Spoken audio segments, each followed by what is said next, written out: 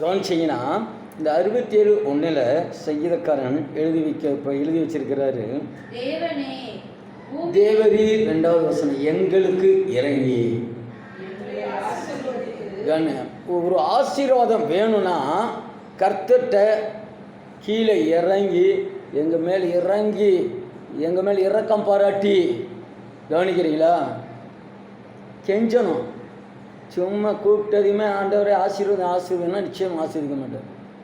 கெஞ்சணும், எங்கள் மேல் இறங்கி. என்னம்மா எப்படி சொல்கிறாரு? எங்கள் மேல் இறங்கி பாருங்க, எங்களுக்கு இறங்கி எங்களை ஆசீர்வதித்து. அவர் ஆசீர்வதிக்க வேண்டுமானால் அவர் நம்மேல் இறங்க வேண்டும். அவர் இறக்க இல்லாதபடியாய் நமக்கு ஆசீர்வாதம் கிடைக்கவே கிடைக்காது. அவர் இறக்க இருந்தாலும் ஆசீர்வாதம். அல்லேலூயா. பாருங்க, உம்முடைய முகத்தை எங்கள் மேல் பிரகாசிக்க பண்ணும். அவர் நம்மேல் இறங்கணும். கவனிக்கிறீங்களா? நம்மேல் இரக்கம் பாராட்டணும். அவர் இறங்கினார்னா ஆசீர்வதிக்கப்படுவோமானால் முகம் பிரகாசம் அடையும். என்னங்க, இன்னைக்கு எத்தனை விசுவாசியோட முகம் நல்லா பிரகாசமாக இருக்கு. பிரகாசம்னா என்னன்னே தெரியல. பேர் பிரகாசம்னு வச்சுருப்பாங்க, முகத்தில் பிரகாசமே இருக்கு. பார்த்தாலே ஆவிக்குறவுல என்டையர்லி வித்தியாசம்.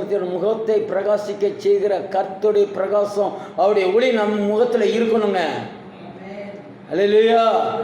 ஏன்னா அவர் இரக்கம் பாராட்டுகிறாரு. ஆண்டவரே இறங்குங்கன்னு கெஞ்சி இருக்கிறோமே, ஆசீர்வாதம் கெஞ்சி இருக்கிறோமே. அவருடைய முகத்தின் ஒளி நம்மேல் நிச்சயமாய் நம்மேல் உதிச்சே ஆகணும். அப்படிப்பட்ட ஒரு விண்ணப்பம், ஜெபம், தாழ்மையான ஜெபத்தை கர்த்தட்ட வைக்கணும்.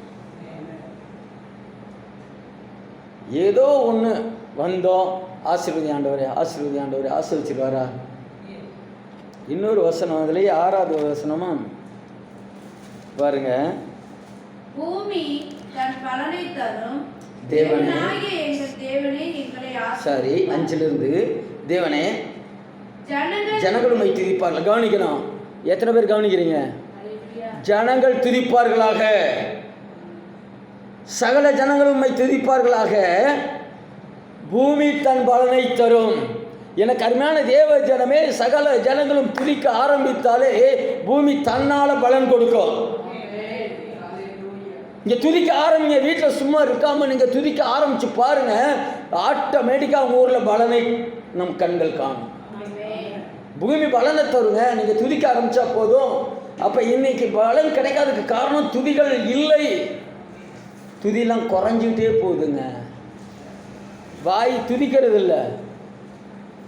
துதிக்கிறதெல்லாம் இல்லை, சபிக்கிறதுல நம்ம வாய் முன்னாடி நிற்கும்.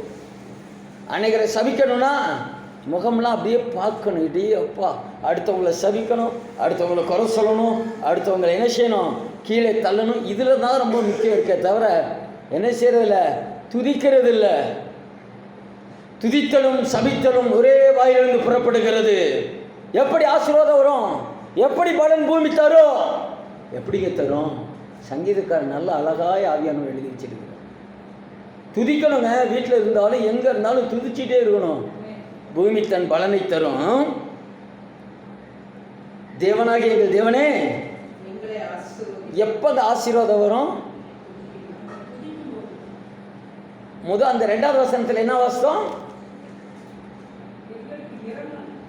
எங்களுக்கு இறங்கி எங்களை ஆசீர்வதித்து. கவனிக்கிறீங்களா? அந்த இறக்கம் வேணும்.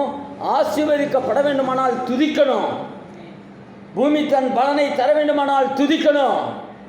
அதுக்கடுத்து பாருங்க, அதிலேயே தேவனே எங்களை ஆசீர்வதியும். சும்மா கூப்பிட்டதையுமே வந்து ஆசீர்வதிச்சிடுவாரா? துதிக்காம ஒரு குடும்பத்துக்கும் ஆசீர்வாதம் வராது. கர்த்தரை துதிக்காதபடி, கர்த்தரை மேன்மைப்படுத்தாதபடி, கர்த்தரை உயர்த்தாதபடி, கர்த்தரை புகழாதபடி, கர்த்தரை பிரஸ்தாபம் பண்ணாதபடி, கர்த்தரை பிரசித்தம் பண்ணாதபடி ஒரு மனுஷனுக்கு ஆசீர்வாதம் வராதுங்க. புரியுச்சா? கொஞ்சம் வேகமாக பேசிக்கணும். என்ன மாற்றவே முடியல. நானும் இந்த சுபாவத்தை மாற்றலான்னு பார்க்குறேன், மாற்றவே முடியல. இப்படியே தான் ஆண்டவர் நடத்துவார் போல இருக்கு. கர்த்தருக்கு ஸ்தோத்திரம். அதனால் ஜாக்கிரதையாக இருந்து இரக்கம் பண்ணுங்கன்னு வேண்டுறோம், ஆசீர்வாதம் வேண்டுறோம், நல்லது தான். ஆனால் துதிக்கணுங்க.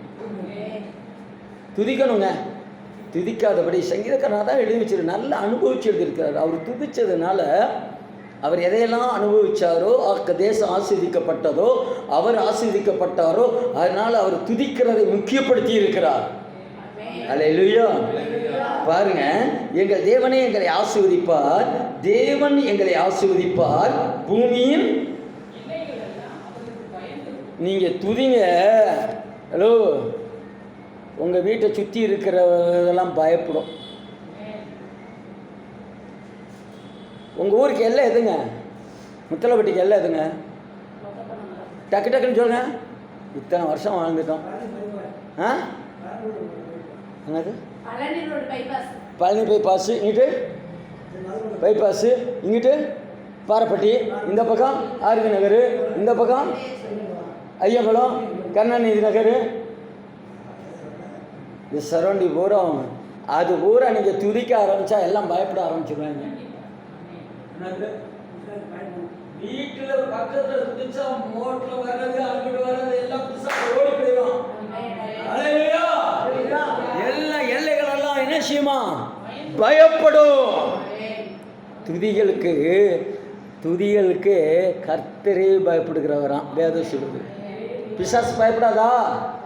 மந்திரவாதி பயப்பட மாட்டானா? சூனியக்காரி பயப்பட மாட்டாளா? அல்லேலூயா.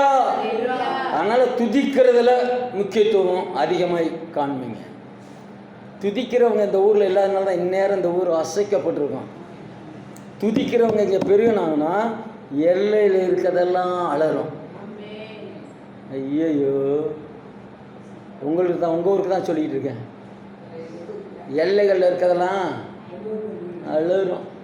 இந்த ஊரில் ஏற்கனவே அலறிக்கிட்டு தான் இருக்குது, அது வேறு விஷயம். இன்னும் அலறணும், அவைகளெல்லாம் நீக்கப்படணும். நல்லா துதிங்க. உங்கள் ஊர் பலன் கொடுக்கணுமா? உங்கள் குடும்பத்துக்கு பலன் வேணுமா? நீங்கள் ஆசீர்வதிக்கப்படணுமா? உங்கள் முகம் பிரகாசமாக இருக்கணுமா?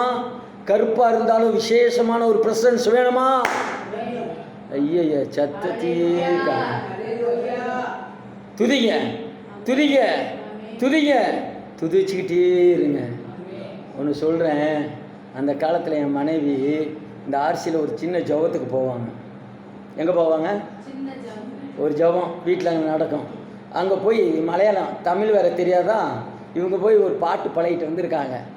பாட்டு பழகிட்டு வந்து ஐயன்ட்டா ஒரு பாட்டு பாடுறேன் மலையாளத்தில் தான் தட்டி தருவார். சரின்ட்டு, அப்படியா, சரி, தாங்க முடியல, ஏன்னா போட்டு டார்ச்சர், ஒரு பாட்டு பாடுறேன், சரி பாடி தொலை அப்படின்ட்டேன். என்னது பாடி? நீங்கள்லாம் இப்படி சொல்லியிருக்கீங்களா இல்லையான்னு தெரியல, நான் சொல்லிட்டேன். இவங்க பாட ஆரம்பித்தாங்க.